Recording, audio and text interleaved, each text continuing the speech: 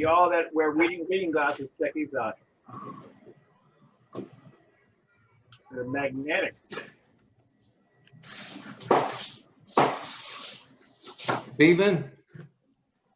Stephen, you can't hear me. Yes, you can hear me, but you're muted. Quit making ugly faces at us. Wait till we start talking. I feel like we're in the Brady Bunch here with all the little windows. I know. Hadn't thought about that. I'm trying to get a laugh out of you. There you go.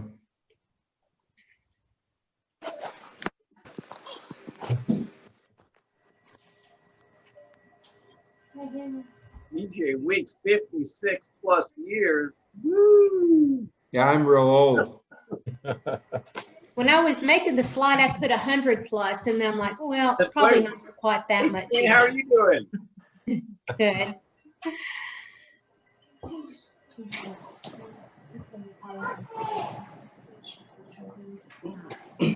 Brian said wait 2 minutes. Okay. So We're at about 7:05 now. So if you guys want to give it, go ahead and get started. I normally give it about 5 minutes after the meeting time on a virtual in case people are having technical difficulties. But what I was saying earlier, if for those of you that just joined, is that over on the right side, you'll see windows. You might only see 3 or 4 when you first log in, but you can resize that up at the top left.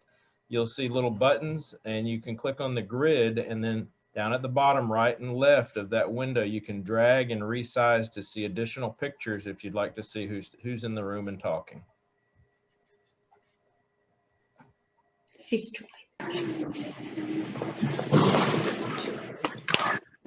Okay, we're going to go ahead and get started. We didn't have any questions come in before the Tuesday evening deadline, and there will probably be questions that would be typed in and sent during the program.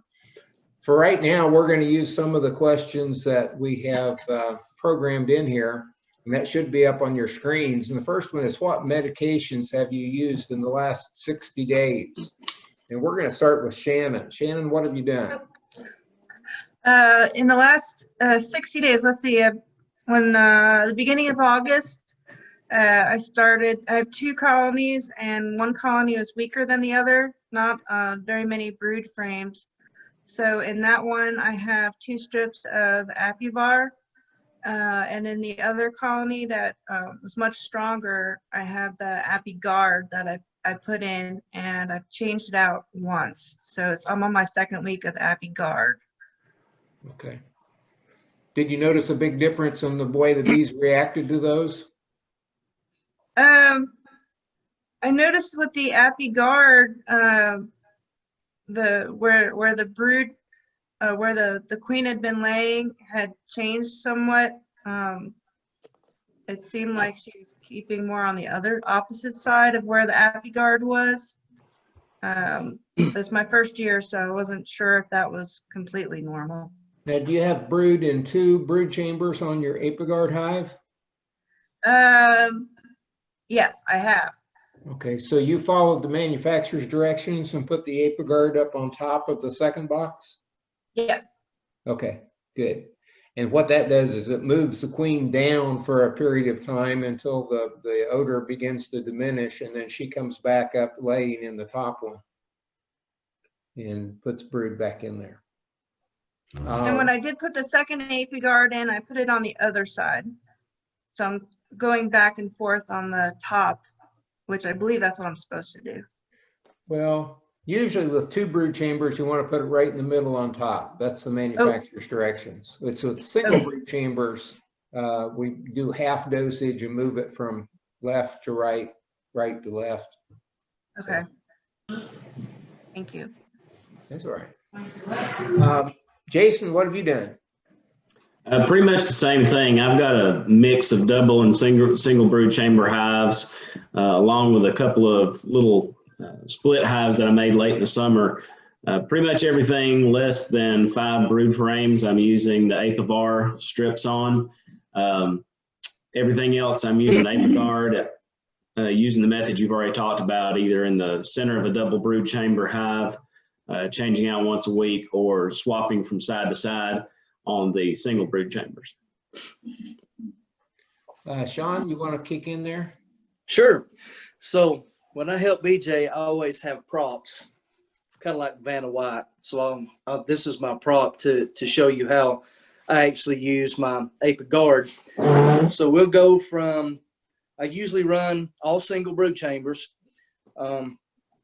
Most everything I put ApiGuard on is pretty strong, which I follow by the manufacturer's recommendations. If I have small clusters, of course, I'll cut that dosage back, but I'll put the first dose in one corner on one side, which is going to push the queen over to the other side because, like BJ said, because of the vapors. When they start wearing down, she'll start moving about again. But in 7 days, if I put one in this corner, let's say this corner, 7 days, I'm going to come back to this side, which is going to push her back the other way. So currently I'm using ApiGuard right now, and it's a 3 treatment cycle. Okay, now you said manufacturer's directions. The manufacturer doesn't recommend anything less than 50-gram dosage. That's the full dose up on top of 2 or 3 brood chambers. No, we cut it. Okay, so that is what comes in an ApiGuard packet. So yeah, I use the pails that I get from you. Right. So we do 25 grams. Right. Correct? Half dose. Make sure I'm saying it right. So 25 grams for one side. So if you use the bubble packs that you actually have to tear the top off of, that's actually 2 doses. So I half that. I leave half the dose, half of the solution in the little pan. So I'll put it in one of the hives, and then when I tear off the full top, that's what actually goes in another hive, and I have the dose from this one, and I put on top of that foil. So 25 grams of the blister packs, the foil packs that you open, are enough for 2 hives for one treatment. Not one total treatment, 1 week's worth of treatment. Okay, is anybody doing anything else? For example, Fumidil B for nosema? Anybody treat for tracheal mites? I did that. I put the Fumidil in the pollen patties, like you Okay, had suggested, with the honey on it and warming up the patties and putting the Fumidil in.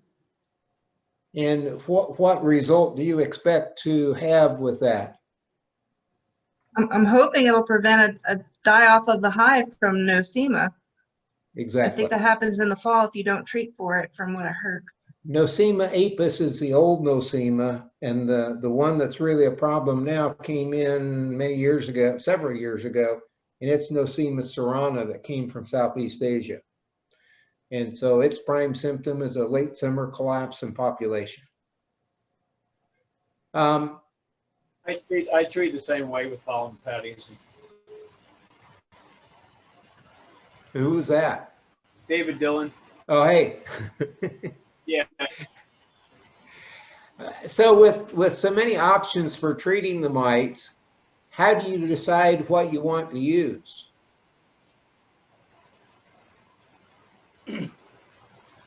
We'll go with the experienced people on this. You know, I would say, go ahead. If you're using the gel, you're going to need the tin with the gel that Sean's using. You need to have at least 6 frames of brood. True? True. That's a good point. You want a Otherwise, I strong would treat hive it with with- 6 or more frames of brood and enough bees to make a substantial population in the super as well. You can reduce it way on down below. And so if you don't, or use strips if you don't. Yeah. You have the 6. If so, on one of the hives, I didn't have that strong a hive, so I treat it with strips. Apivar strip. Yes, sir. Good, good. I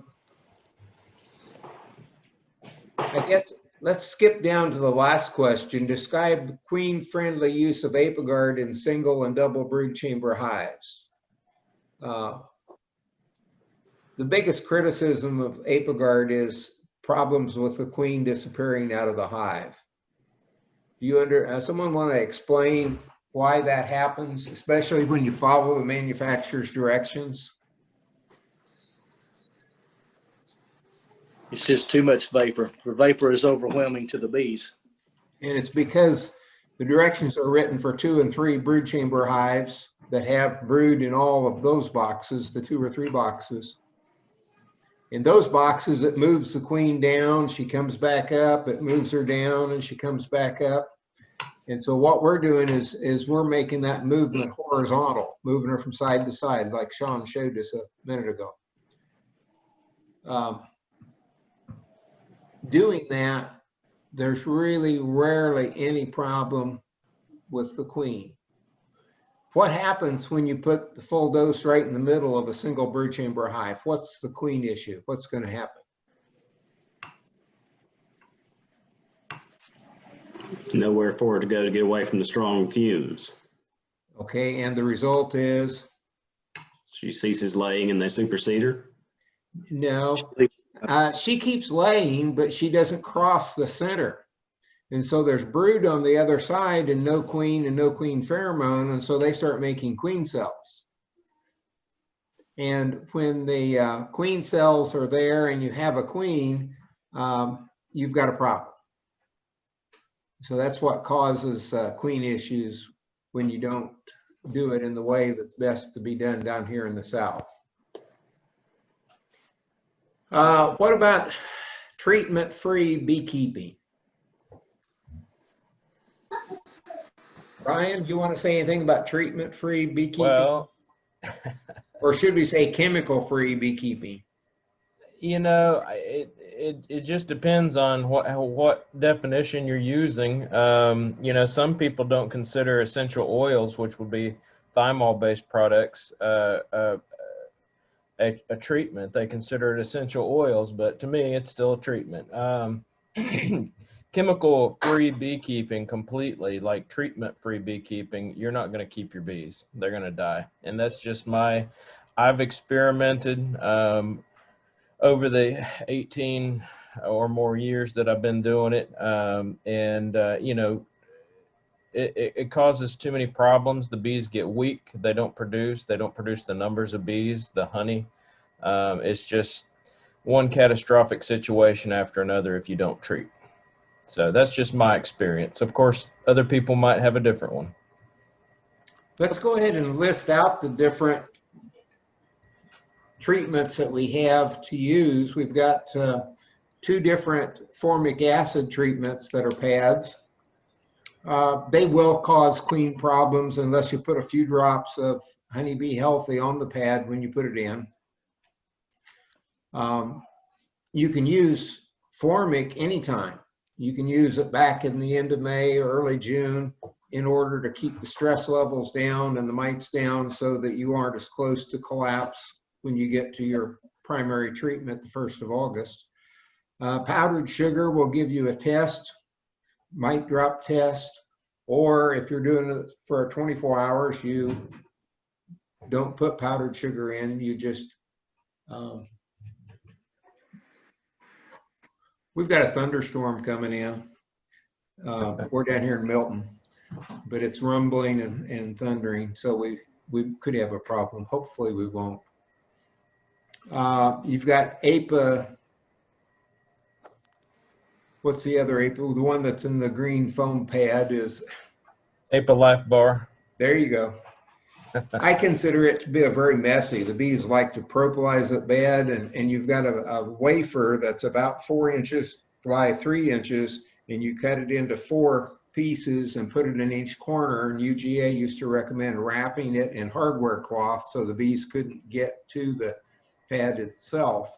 But the pad is kind of like a floral foam pad.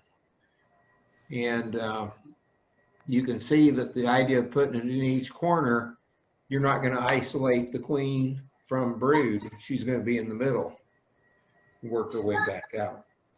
BJ, I want to note, can I jump in there on the APA Life Bar? I do want to note it has 2 chemicals. It's thymol and menthol, which menthol is a tracheal mite treatment also. The APAGuard has menthol in it also. I think I'm right on that. But thymol is the primary. The harsh chemicals that came to us years ago would be the fluvalinate, checkmite. Checkmite was not.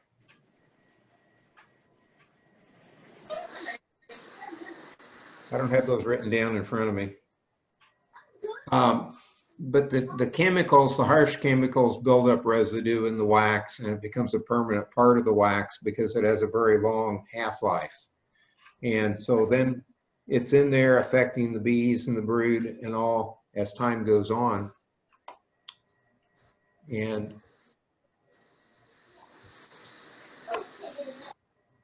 that's why we've pretty much gotten away from the harsh chemicals. Now, the APA-VAR is an ag chemical. It's amitraz, but it has a very short half-life and breaks down quickly. Sean, the Yes. question has come up to ask you why you run only single brood chamber hives. It's just easier to go through them. So the only reason I run a double is if I'm going to specifically make a split. Otherwise, I just run the single brood chambers, and I make sure that I have enough super zone to where they always have room to store food. That way they try to store, or they try to have just brood within the single brood chambers. So it's just a ease. Instead of having to go through two, you set one off to the side, you go through the one that's sitting there, then you have to go through this other one. It's just easier to go through the single brood chamber. So I just run singles unless I'm specifically making a split. Would you agree that if a hive has a problem, a double brood chamber is a much bigger problem than a single brood chamber? Well, it's a double problem then. Yeah, there you go. It's a double problem. Yeah. So I just try to keep it simple. Single brood chambers. And it seems every time I go through them, the queen always has a little bit of space somewhere within the hive to lay eggs. So I've never come across a problem to where all 10 frames are just bound with brood. So you don't have swarming issues because of that. Well, I cut queen cells, so I go in before every 16th day. Okay. If I go over 16 days, yeah, I have swarming issues. Okay. I try not to do that. I try to go in before 16 days and cut queen cells. Gotcha. That was my question. Yeah. What about heat treating the bees for varroa mites? You didn't address any of that when you asked for other We're doing that meeting. options. Are you doing that? Yes. Yes. Is this your first year? This is my first year with it. Yeah, that's all I've done this year is the thermal heat treat. So we won't really have good results unless you have a number of hives and you make it through the winter. Well, I got 5 hives that I'm maintaining it pretty strong. So I guess I'll let you know when I make it through the winter. Yeah. But The idea being that you raise the temperature in the hive and it kills the mites, but it doesn't kill the bees. Right, kills the mites and the hive beetles and anything else, but doesn't kill the bees. It also kills the varroa mite inside the brood. The brood. Yeah. Imagine doing that with 500 hives, Mark. Oh, I can understand. Yeah, it'd be hard to do. Yeah. Okay. Unless there's any other comment on treatment-free beekeeping or non-chemical beekeeping, we're going to go on. Okay. I got to get rid of that, don't I? Why won't it jump down?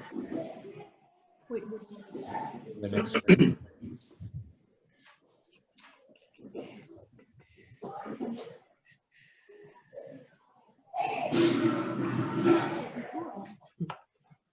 Okay. This is an interesting question because foundation and this time of the year usually do not go together at all. Any comment? Sean, are you putting any foundation on your bees? None at all right now. Ryan? They've drawn everything they're going to draw for this year. Okay. No, I wouldn't even think about it. Jason? No. Okay. The reason I gave that question was more or less for us to have something to talk about it if we needed it. Oh, okay.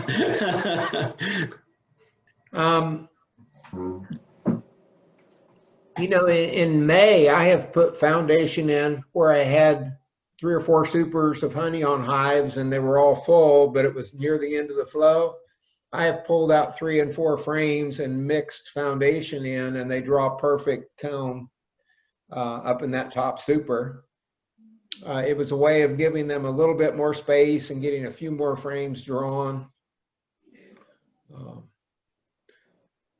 I was actually, I'll throw in on that. I was actually drawing foundation as late as late June here at my place in an extra super that I had put on. So, and actually a couple brood frames. So past that, I don't usually get much activity on them. I will.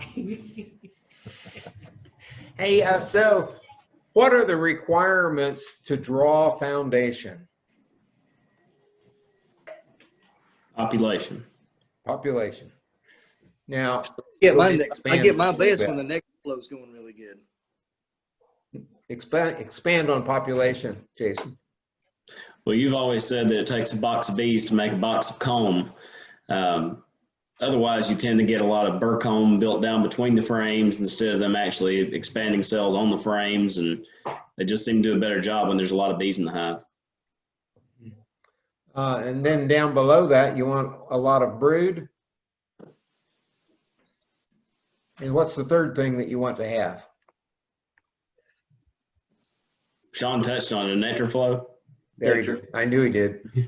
I'm just waiting for him to restate it. We interrupted him. So it's very difficult to feed them fast enough and have a high enough volume of brood this time of the year to draw comb. No matter how much you feed them, it's going to disappear. Very hard to accumulate food stores right now. We'll get more into food later. One thing we want to talk about is how to define a strong hive. Shannon, what's a strong hive in May? How strong is a strong hive? Well, I started in April and I didn't have strong hives because I didn't have enough frames of brood. I didn't have enough bees in my boxes. But in your judgment, that was a strong hive at that time. I'm sorry? In your judgment, that was a strong hive in May. Correct. They were growing, they had a good dynamic, everything was good. They were growing and my frames were filling up. I could easily pull the frames out and look at them. And then after, when it started to get the end of June and in the beginning of July, it was getting a lot harder to pull out the frames. And I had to do it much more slowly. They were getting packed with bees and them building out and storing everything and with the brood. So it was quite a difference. Shannon's approach was not to put a super on top, but to put a second brood chamber, wanting to have multiple hives next year, more hives next year, and get brood comb drawn. Is that correct? Yes, sir. So she wasn't worried about the super. She was worried about having hives that would grow very fast next spring. Hopefully make splits, add a queen, and have 4 strong hives or 5 strong hives from what she started and worked with this year. Yes. Jason, you want to talk about hive strength? To me, not sure what you're wanting me to say exactly, but ultimately, to me, it's got to, if you're going to talk about hive strength in any situation, the main thing is that you're free of disease and that the bees actually have the resources they need to create a high population. In any situation, regardless of pretty much any other factor, bees are always going to fare much better when their population is good and dense. Really, what I want people to understand is a strong hive in May is a weak hive in July. A strong hive in July could be a weak hive in September. So your criteria for determining weak, strong, and in trouble changes according to the time of the year. How many bees do you have in a hive if they will fit into the brood chamber, packing it out?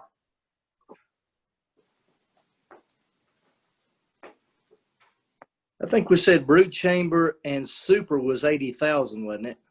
No, 80,000 won't fit in the brood in one super.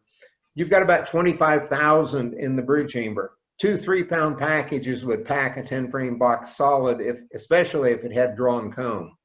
Foundation, more bees will fit because there's more space between the frames.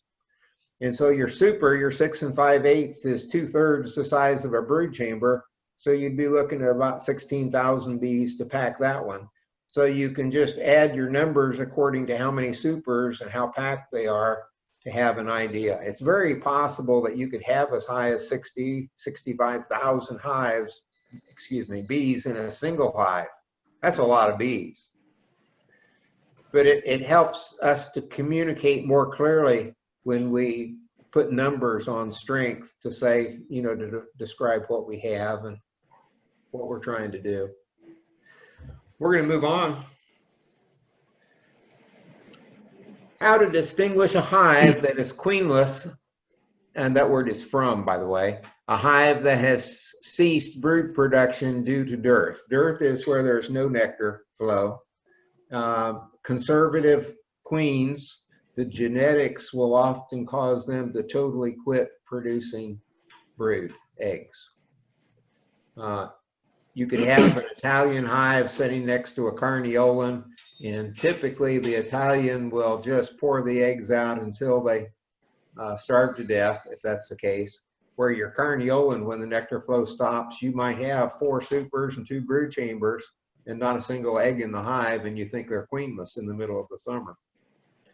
And it's just that there's no nectar. Those are just characteristics of the genetics. So how do you determine if a hive is queenless? Or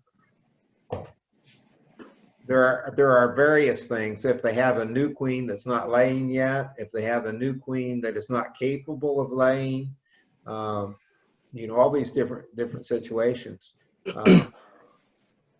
Sean, do you want to tackle one of those?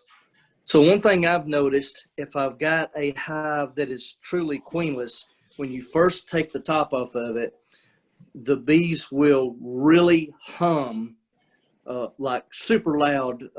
They'll be flapping their wings, and you can see bees up on top of the frames of the brood chambers. They'll actually stick their tails up and start fanning.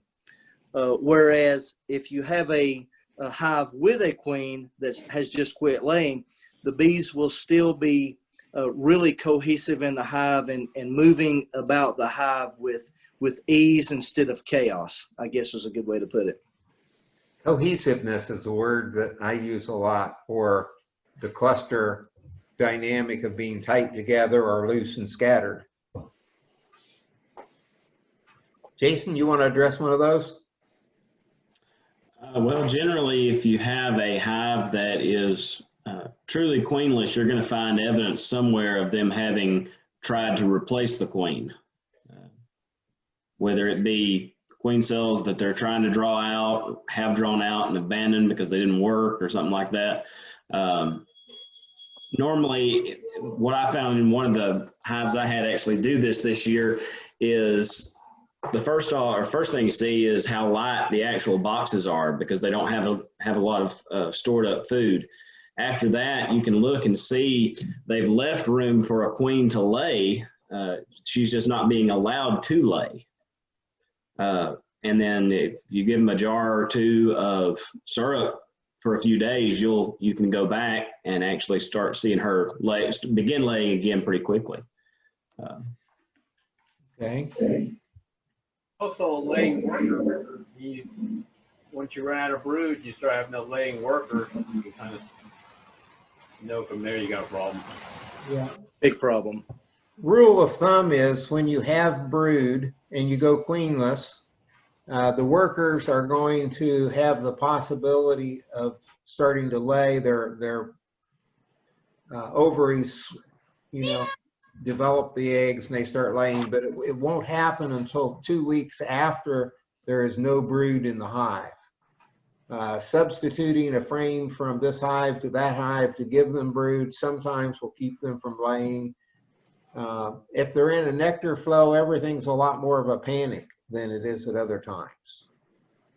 If your workers have been laying for a month, it's next to impossible to get them to stop.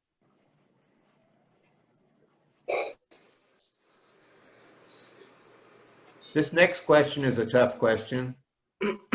How do you know if your hive-raised queen is properly mated? Do you dissect yours, Sean, to see? No. So typically, if I know that it's a hive-raised queen, I will try to mark on my hive the date that I thought she emerged from a cell. This year, I've watched several hive-raised queens, and as early as day 14, I've actually got queens to start laying. But I give them at least a couple of weeks. As long as the bees are cohesively on the comb and you don't have laying workers and the queen is still looking good, and you can obviously tell by looking at the queen that her abdomen is growing as well. So I give them 14 days. If I have to, I give them a little bit longer than that. But this year I've had several hive-raised queens that I've made splits with, and I've seen within 14 days that they've started laying. Now, if she is mated well, your brood pattern will be very distinct within the hive, I guess is a good way to put it.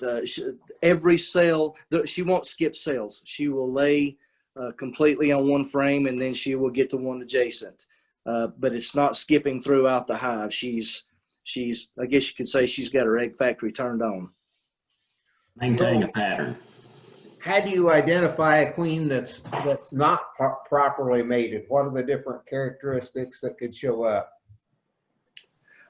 Scattered eggs throughout the hive, no cohesiveness about the egg laying pattern, and just not laying any eggs at all. At that point, if laying workers decide they want to take over, they will probably kill her, and then she won't be there anyway. Yeah. What about hive developing queen cells a few weeks after she starts laying? They may detect there that there's a problem. The queen can have her youthful vigor and be laying wide open, incredible pattern, and then after about 4 weeks of laying, you have queen cells. There's no reason in the hive to have the queen cells except that the bees know that she is not mated well enough to last till next spring. Her pheromones are weak. What happens to the eggs that go in the cells when they have a bad pattern, Sean? I'm not real clear. Okay, the bees probably eat them. Yeah, they take them out of the cells, and that's another indicator. Obviously, if you've got a cell, multiple cells with sprayed eggs, yeah, that's what I call them. They just spray eggs into the bottom of them. That queen is not laying properly. She's run out of sperm, and she can't properly, produce eggs. So she's no good. I actually had one of those very recently that I smashed her and put one of my nuke. I have 5 nukes I raise queens in, and I put one of those queens in to replace her. Would the panel also agree that depending on the time of the year, you can pretty much guarantee that a queen will not be properly mated? January, February, yes, for sure. Well, and even right now, most of my hives, especially the ones that have gotten hungry, they've driven the drones out. They are. My drones are weakening off right now.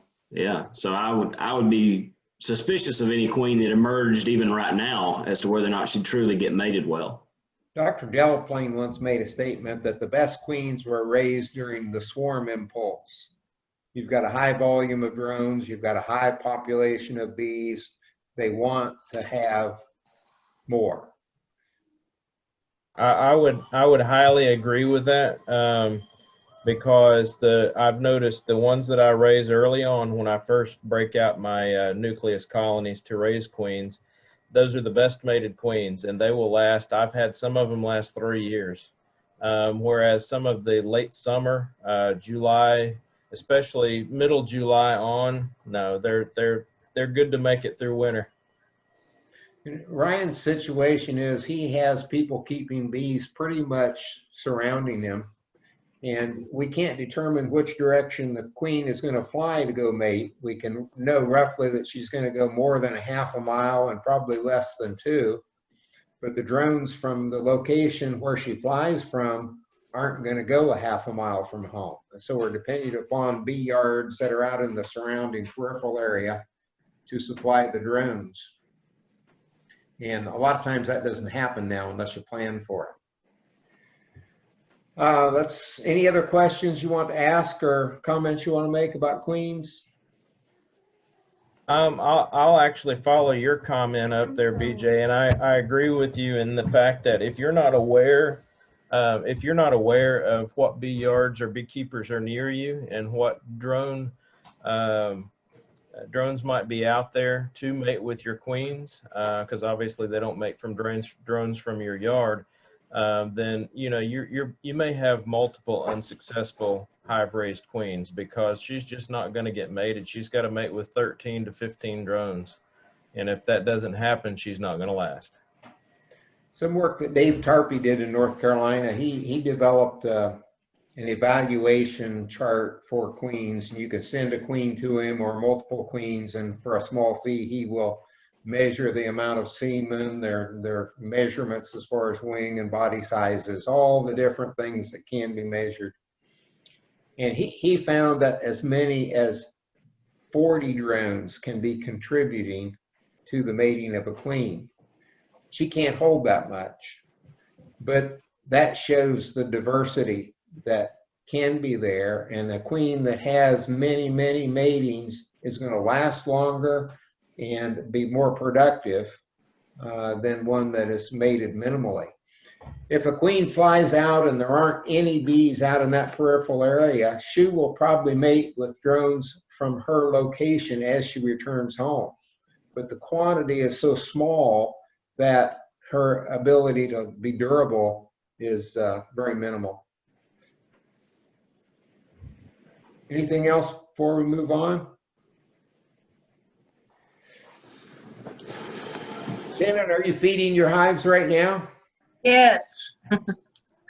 Right now I'm feeding both of them with one-to-one sugar syrup, sugar water, and Honeybee Healthy in it. You're putting like a teaspoon of Honeybee Healthy in a quart? Yes. Okay. I'm following instructions. How much are you feeding them?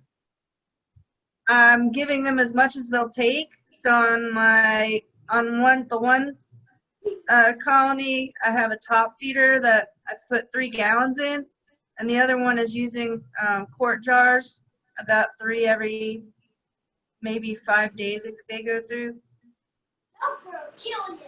No matter how much you feed them right now, it's going to all disappear. Very, very hard for them to accumulate reserves in the hive. But feeding them while you medicate them makes the medication that much more effective because it increases their activity level in the hive. My guideline that I try and tell people is have a volume of food that's stored in the hive and try to maintain that volume without increasing it. Don't worry about increasing it, but you're giving them the food to live on and keep their reserves at a steady, constant volume.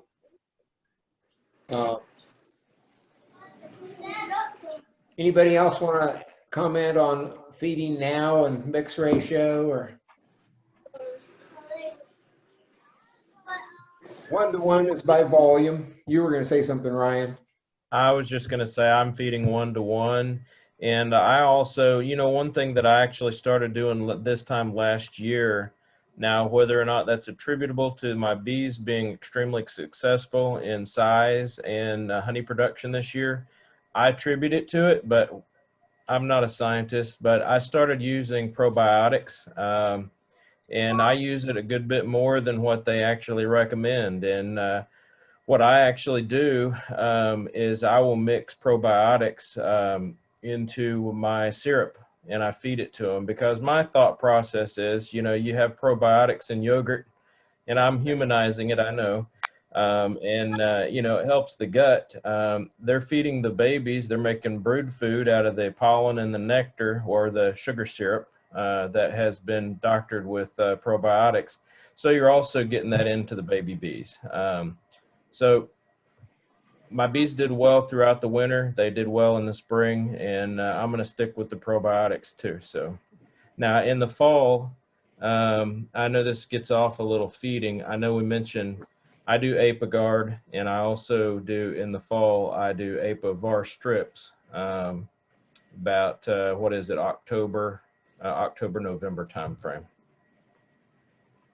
Ryan, I'm curious how you mix that. How you mix your probiotic in with your syrup.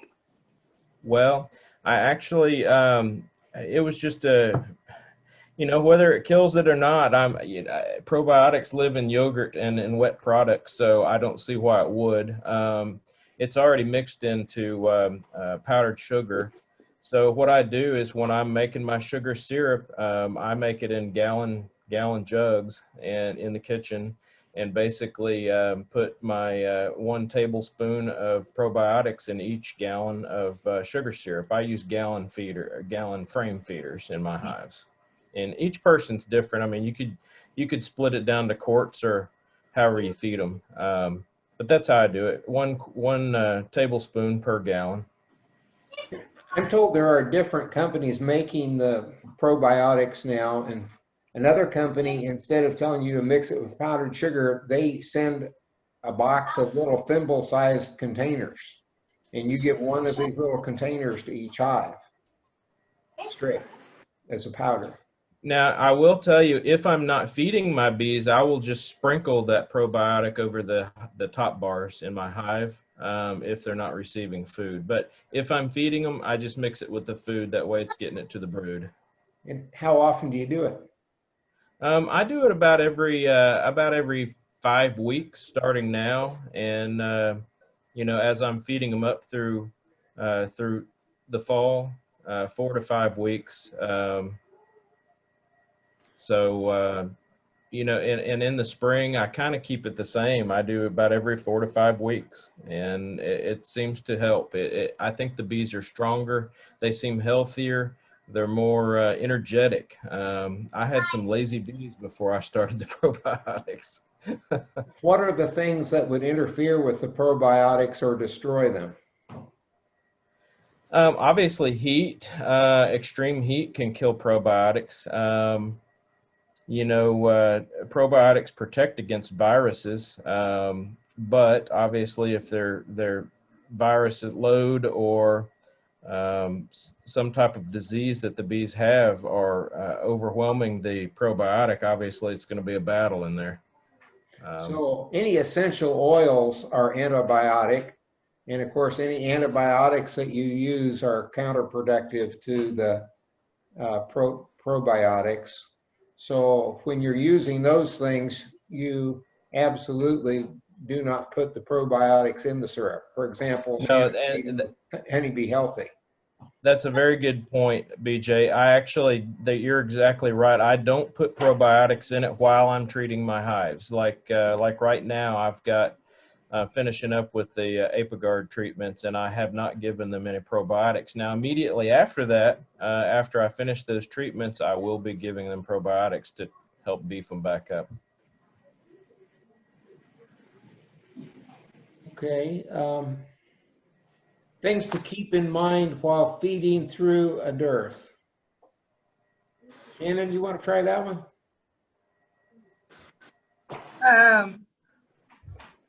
I've got to keep everybody awake, you see.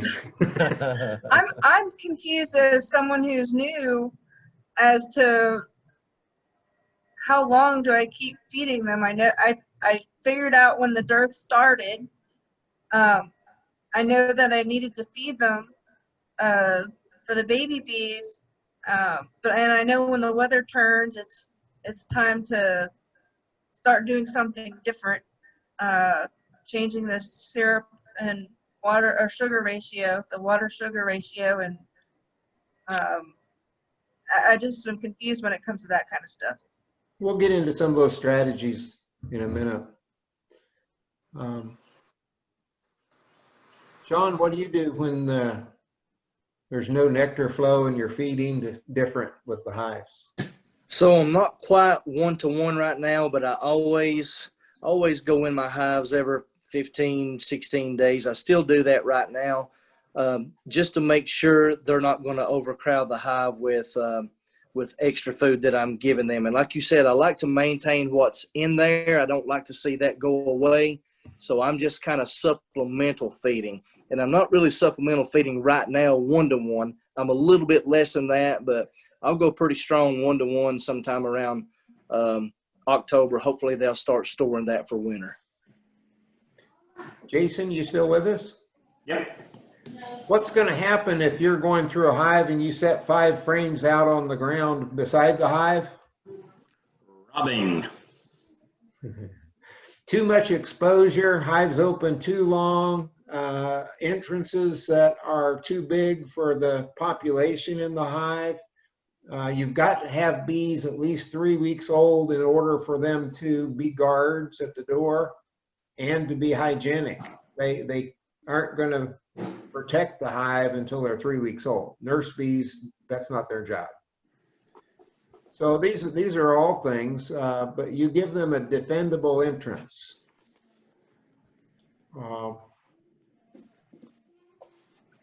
Anybody else want to comment there?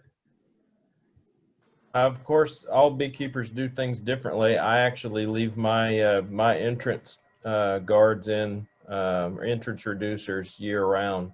And some of them only have the 3/8 inch opening, so I don't even have them on those. But I do leave the entrance reducers on my older hives in year round. And I think it helps keep mice and everything else out. And the bees just don't have as much to mess with. They can defend it easier. I don't And it think has that's not a bad idea. affected it. I was getting ready to say, I think I'm probably answering your question. It does not affect the honey at all, the ability to bring it in. Because No, the reason I agree with you there is I've cut several bees out of bee trees this year, and the hole typically is like that. It's not like they have, quite a big area to actually access in and out.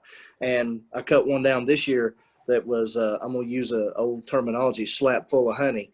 So they just had a small hole, and 2 things, able to defend it, and it didn't restrict their in and out of the hive at all. Someone put the question to me of how to determine when the goldenrod flow has begun. It stinks. Moving bees out of Gilmer County last weekend, there was goldenrod 6 foot tall with real nice yellow blooms at the 6 foot high level. That plant had not been bush hogged through the summer. If they get bush hogged in July, they probably won't bloom until October, and they may only get to be knee high. But mowing them after July, they may not bloom very much, may not bloom at all. It's pretty hard on them. What do you mean they stink? Smells like something dead in your hive. Smells like dirty socks, BJ. Dirty socks that have been wet from grass all day long, and your shoes are wet. Yeah, after you've been mowing. Yeah. That should create a definite odor. But yes, that's and it's especially of an evening, and if there's a little bit of air moving and it's moving from the beehives toward your porch and you're sitting on the porch, you might smell it as much as 80, 100 feet away. And you think, my bees must be diseased. I must have foul brood, because that's a very foul smell. The people in New York love their goldenrod honey. Maybe it's a different variety of goldenrod, or it's got some other things mixed in with it. I know they have a reputation for being hateful. Smell. How do you determine the flow has begun?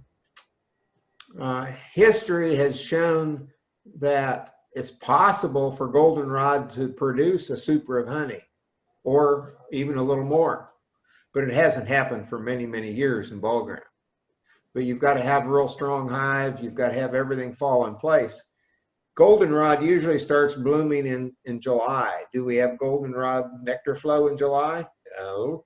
Do we have goldenrod nectar flow in August? No.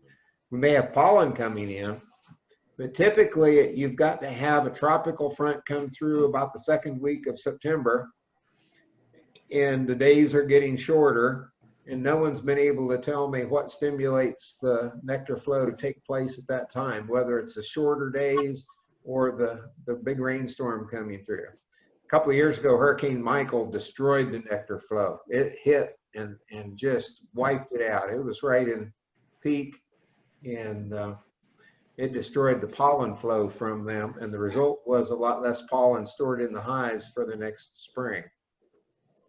Anybody else notice that? I would say, you know, I usually see some activity from goldenrod. I can tell they're bringing it in because of the stink in the hive around the first to second week of September normally. And plus, if you think about it, we're getting more rain at that point in time. So they're producing a little bit. But it's not going to feed your bees for winter, not around here. Let's go ahead and deal with this, getting bees to draw comb on foundation while avoiding a swarm impulse. And we're not talking about right now, but what is your strategy to get comb drawn on foundation?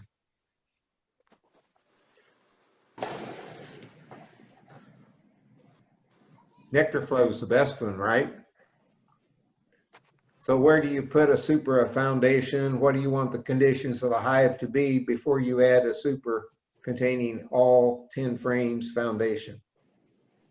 I found if you put it over a queen excluder, you're going to swarm or cause swarm impulse almost immediately. As that's the only super on the hive?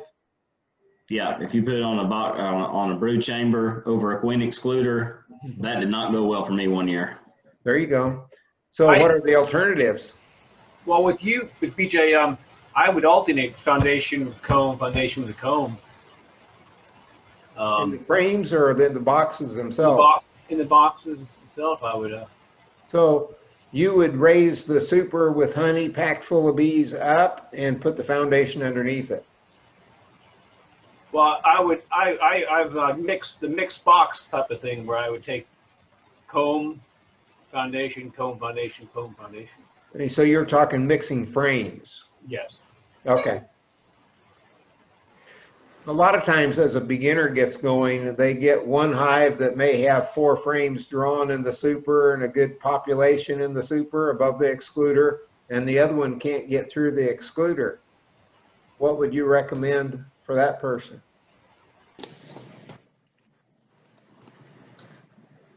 Say again.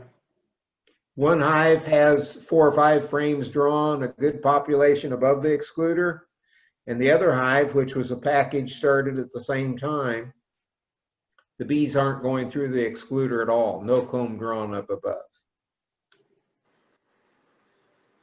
What I've done to rectify that problem is I will take some of the honey from the other hive and put it above the excluder to draw the bees up there, to let them know, hey, you got extra space, and most of the time it does work.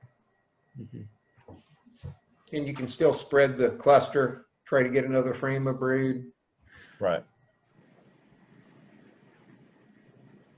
Any other comments you want to make on that? I'm trying to grow a hive, and I'm for sure not going to be taking any honey off. I'll just take the queen excluder off. That way, that'll give the queen free range throughout the whole hive, which will promote her actually going up into the super. And then, of course, the next year you can just run her back out, and after the brood hatches, then they'll clean the cells up and you can use it for honey next year. That is if I'm just solely working on growing the population. Yeah. Yeah, we haven't talked at all about rolling wax onto the foundation, the plastic foundation with the pattern that raises the cell pattern. And the bees will like that a whole lot better. And they will draw comb on those frames with less population. But typically, like was said earlier, you've got to have a box full of bees before you can have a box full of honey.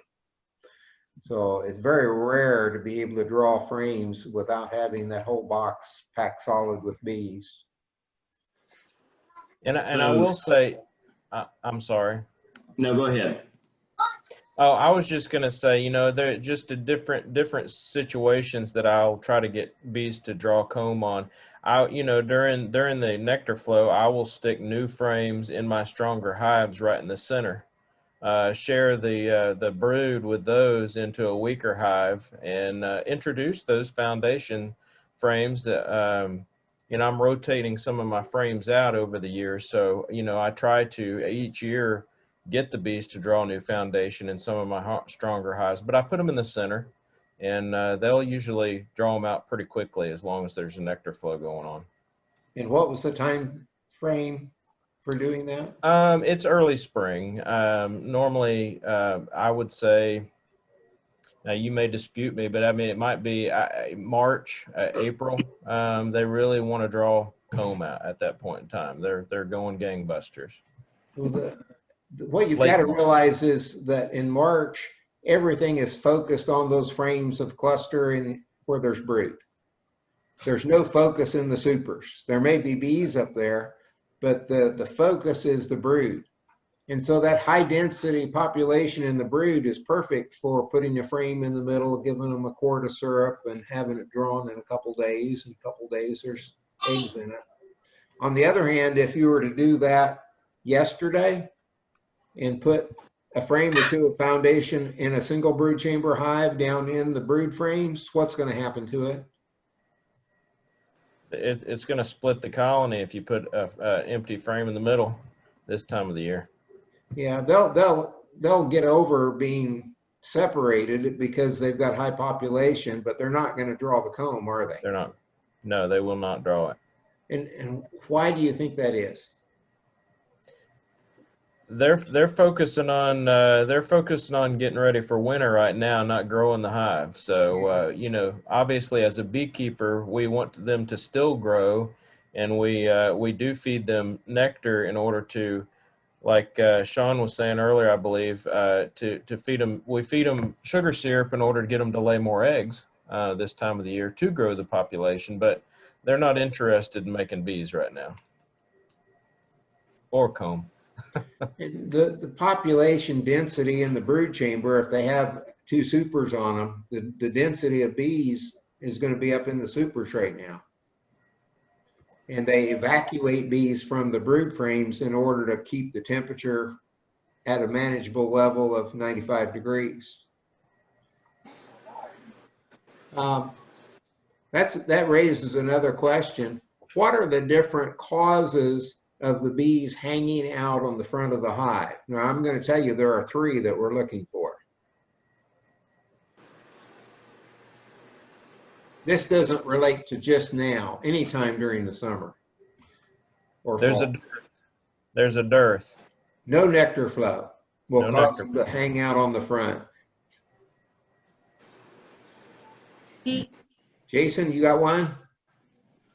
Shannon said heat. Heat? Okay. So no nectar flow, very hot, and in the evening you've got this big mass of bees covering the front of the hive and maybe hanging down, bearding underneath it also. What else? You dumped your queen off in the grass and she's sitting on the bottom of your bottom board. That'll do Not it. from experience or anything. No. I hope that's not the case. If that's the case, I've got lots of queens out of the hives right now. Jason had a queen that the bees were attacking it when he released it, and he tried catching it, and it ended up in the grass, and then it took off straight up, and it did not come back in 10 minutes like it should have. We don't know where it went. But the conversation and the phone calls between us continued, and all of a sudden he pointed out to me that there were at least 1,000 bees underneath the screen bottom board. And I told him to set that brood chamber off, flip the bottom board over, and look for a queen. And it was probably the original queen and she had not been able to fly when they wanted to swarm, and she ended up underneath. Well, they won't accept a queen because they have one. It's just she can't get to the frames to lay. And she's a great layer. Have you checked on her since you put her back in the hive? Oh yeah, yeah. I've got eggs going all over the place now. She's great. Okay. That's one of those things you have to have it happen to you once in order to even have your mind be aware. You can have one frame out and see that mass of bees through the screen at the bottom, and you know that you're going to check that before you get finished. Yeah. What about feed additives? Now, Ryan's already talked about probiotics. Shannon's using Honeybee Healthy. Shannon, do you think Honeybee Healthy is worth the money? What is it, $100 a gallon? I didn't buy the gallon. I bought the little $30 bottle, but I'm testing it out. I've heard that it's very good for them, and I'm trying to do everything possible to keep them alive over the winter. So I'm testing it out. When you stop using it, wait a couple of weeks, and then maybe you could try some probiotics. Okay. The interesting thing about Honeybee Healthy and the syrup, if you had 2 jars up in the top of your hive, one with probiotic or one with Honeybee Healthy and one without, and it was March with a weak nectar flow, the one without is going to get consumed probably 4 times faster than the one with. When there's a nectar flow, they just don't go after the Honeybee Healthy. Right now, if you had Honeybee Healthy in a jug, just the smell of it around the threads of the cap would be covered with about 3 bees deep if you let it sit outside for a few minutes. They crave it right now. Sean, do you do any Honeybee Healthy? I did last year, and I have quit because I really don't think it's good on their gut. However, I do like Ryan's idea of the probiotics. I will probably start doing that, but the Honeybee Healthy, I'm just not a big fan of because I've done some reading and I've done some asking, and I just don't feel that that is good on their guts, because you just said after you use it, you need to at least replace something back like the probiotics. And I just don't use it. So I've not had really any good success out of it. I just feed sugar syrup. Now, none of you have ever had hives collapse, have you? My first year beekeeping. When the viruses are rampant in the hive and the hive is just losing population really fast, to do a drench, and the formulas in directions on the jug, I believe it's 4 teaspoons to a quart of syrup, and you spray it on and mist them, and they have to clean that off of each other. What that does is it makes them poop a whole lot, and basically it flushes their system. If you've got a hive that's that you brought home because you thought they were getting into garden chemicals and they're poisoned, flushing their guts out is a very, very good thing, and it can help them to recover. We kind of run a hospital occasionally, and people call with problems with their bees, and I say move them now, and if you don't have a place to move them, bring them to my house. And so we get to see those things. What will you do differently in feeding in September? We'll talk to Sean first. So I'm going to start getting a little bit more aggressive with my ratios. And by the time I'm October, I'm straight 1-to-1. In November, I'm probably actually putting a jug, a quart canister inside the hive directly over the cluster, because it's going to start getting cold by then. Okay, are you going to cut back your feeding in September in case there's goldenrod? Well, I'll probably just look at the frames and see if they've got plenty of food, and I'm going to go back to maintain what I've got. Now, when I make it to the end of October and November, when they're starting to cluster, when it gets cold, I don't want to overfeed them to where they store too much within the actual area that they're going to be clustering. So I might get back a little bit and give them just enough to supplement what they already have. Now, you said something that some of them may not understand. You talked about, how did you say that? About them putting it in the cluster? You didn't want them to store it in the cluster. Did you say that? Yeah, I don't want them, I want the food to be just right outside the cluster, because if it's real cold, then they're going to be actually clustering on a cold solution. So I want the solution actually just to the edge of where the cluster is. So right now, if they were storing honey and in warm weather in general, when they store food, liquid food, they're going to put it above the cluster and around the outside of the cluster. Yes. But in December, if you were trying to feed them a gallon and they're in a tight cluster and the temp's down in the 20s at night, they can't put it up above. They put it inside the cluster, don't they? Yes. And that causes your higher stress, and they can't keep the bees, they can't maintain the cluster because they can't keep that liquid warm. Correct. Any questions on that?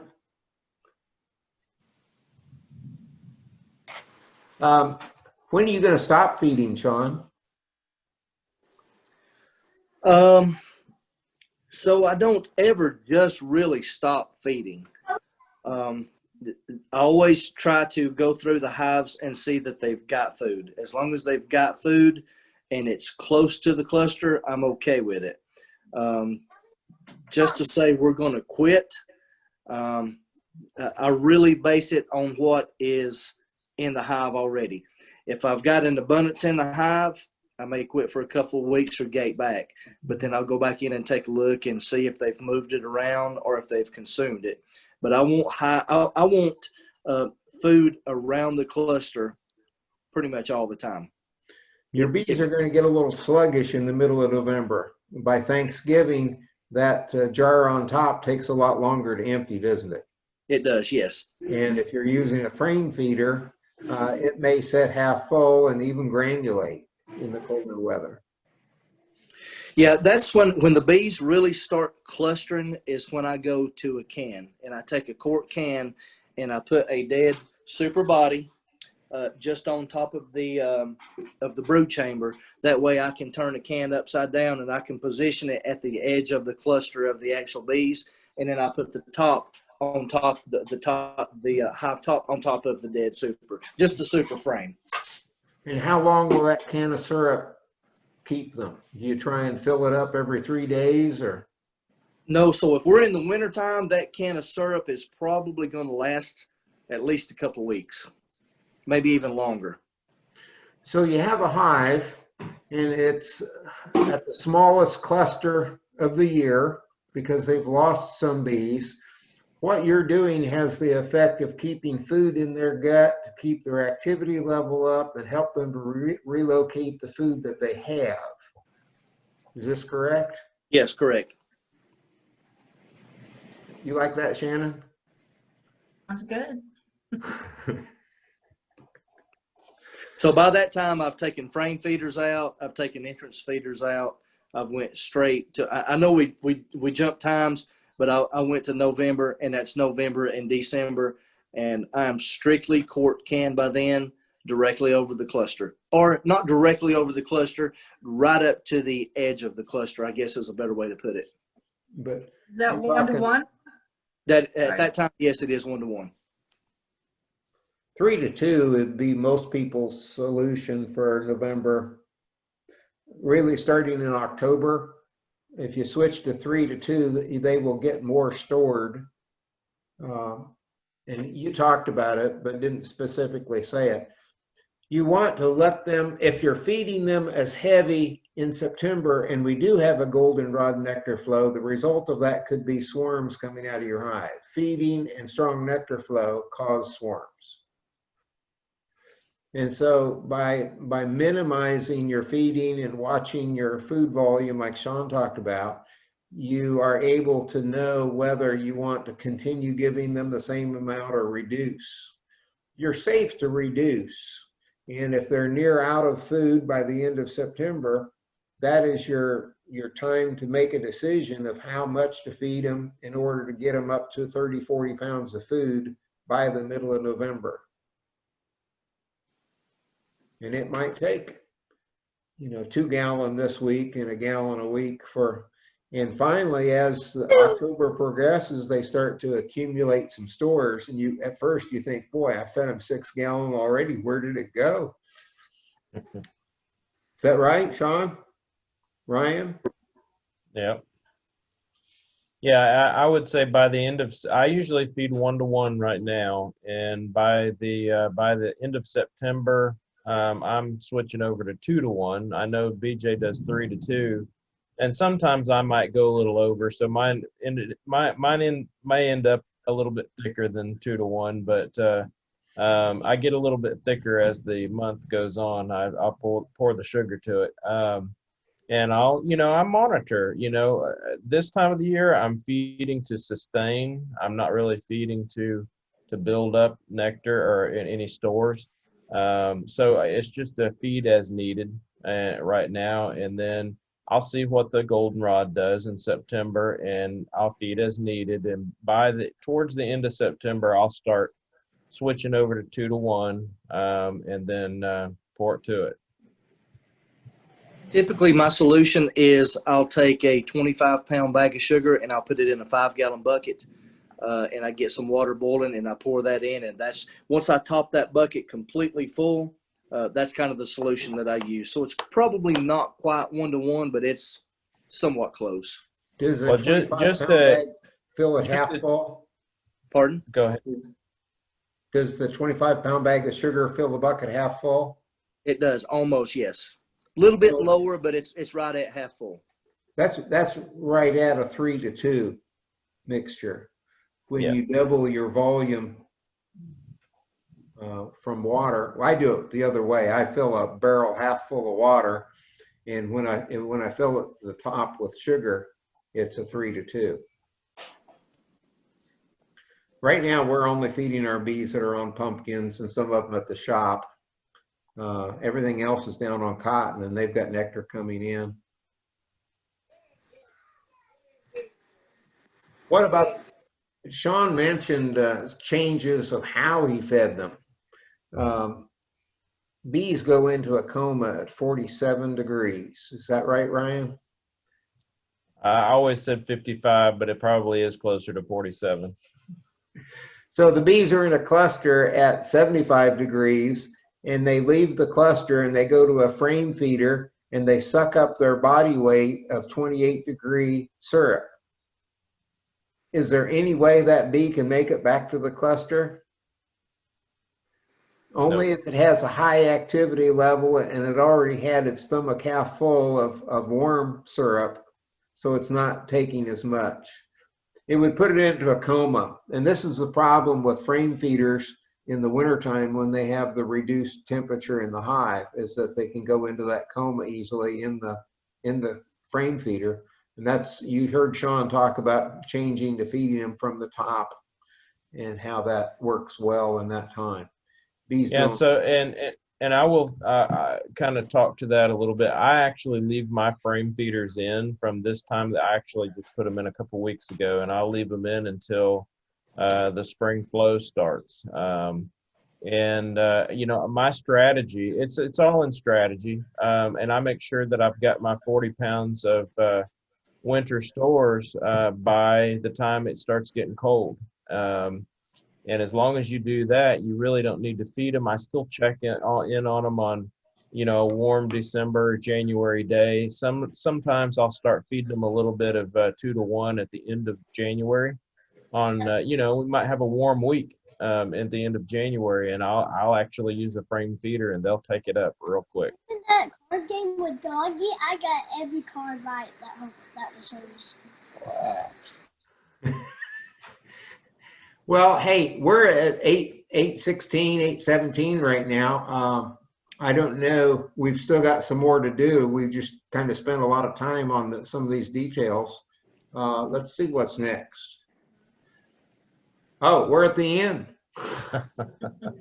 Ryan, do you see any questions that have come in while we've been going through the program? No, I don't see any other ones other than the one you already addressed. If anybody has any questions, I would say this would be a good time to take them. Again, Ryan Sarks is our webmaster. He's been keeping bees there in Ball Ground for 18 years. I thought it was 2005 he started, but that wasn't 18 years ago. Longer than that, yep. Sean Cook has been keeping bees. You've got it on your list there, but what was it about? I'm about 12 years now. There you go. Yeah.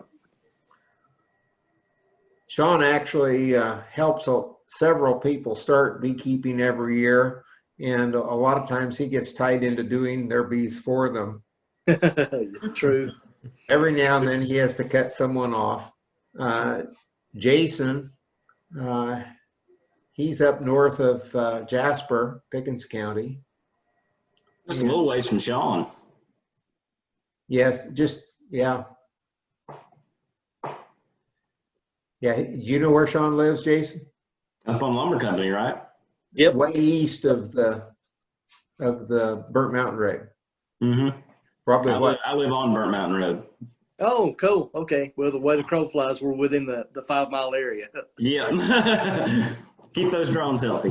Right, exactly. Hey, Sean, it's the way the bee flies. That's exactly right. Not the crow, the bee. Shannon, why don't you tell the people what you've done as far as online classes? Yeah, with the, I did the bee school with Cherokee County Bee Club, and then COVID hit, and so we never had our hands on or anything. And I got the 2 packages of bees from you, and I was kind of lost. And so what I did was look for online classes. So I took the University of Pennsylvania Extension online beginning beekeeping class, and the University of Florida beginning beekeeping class, and I'm starting the Montana one on Monday, University of Montana beginning beekeeping class, and it's really helping because I was looking at stuff on the internet and on YouTube, and there's so many different ways to keep bees, and a lot of it is not reliable information. So the online courses have been really helping a lot, and of course I've got some books I've been reading as well. Have they helped you to differentiate between information that was incomplete or bad and good information? Yes, absolutely. Yes. This professor is probably not out at Montana anymore, but there was a professor out there in Montana 20 years ago that did a research project training bees to identify explosive materials. He is there. He is there? Romanchek? That's it. That's it. Yes. That's it. Yes. I've He's actually still been there in and the present. meeting where he spoke. You've probably seen the video of the tractor trailers driving by. I only saw the introductory video because we're starting on Monday, and his introductory video said that he did that, and I was surprised that they could even do that. Bees sniffing out explosives is really strange. They would mix the explosive material in with sugar syrup, and there's nothing else around. I mean, he's up in a wasteland area of Montana, and there's not even any cars. And the computer is programmed to put a red circle around small round items, which would be bees. But every time a truck went by, it was circling the valve stem caps also. And the tractor trailers had several of those, you know. Well, we've had a good evening. I wish we would have had 40 or 50, you know, connect in, but we had a height of 17. We currently still have 16. So Nice. hopefully you guys have enjoyed it. You've done a very good job of providing good, clear information, your knowledge. And it's always good to have someone new, and that's what we did with Shannon. But she's new, but she's got a whole lot of information in her head, and she's just waiting to put that information to use and change it from theory to practical. In my mind, it's not practical until you use it.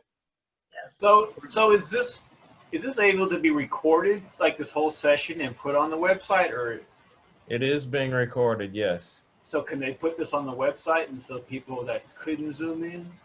Yes. That's the plan. We're planning on linking it to the website.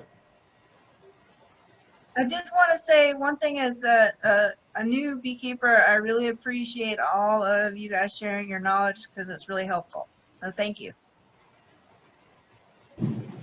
We're happy to help. It's a network of beekeepers, and you know, obviously we're here, email or a phone call away. So we might not have the exact right answer, but we'll have at least what we do. Ryan, I think we've got one chat thing that came in. That's the thank you from Mark. Oh, okay. So we're going to sign off, and we'll look forward to seeing how people respond and what they think of this. But Well, thank you very hopefully, much. I will say too, BJ, hopefully we can put something else together in the near future and continue this until we can get back together and be normal again. Yeah, this was a real struggle to get together because Ryan's wife's grandfather died, and the funeral was local and the burial was in Ohio. And so there was no way I was going to push Ryan to get things laid out and started. But when he got back and got settled back into a routine, it was a crash course then to get all those options checked out and get this set up and announced. But it's been in the plan for a month. It just didn't get the notice out quite as quick as we'd hoped. But this could not have happened without Ryan's part. Of course, Trina helps me a lot on this end. Yeah, Trina too. Yeah. Behind every good man's a good woman. So I'll just So yeah, we appreciate the patience they have with us in letting us do these things. And so thank you very much. We're going to sign off and say good night. Good night. Night. Bye, everybody. Bye-bye.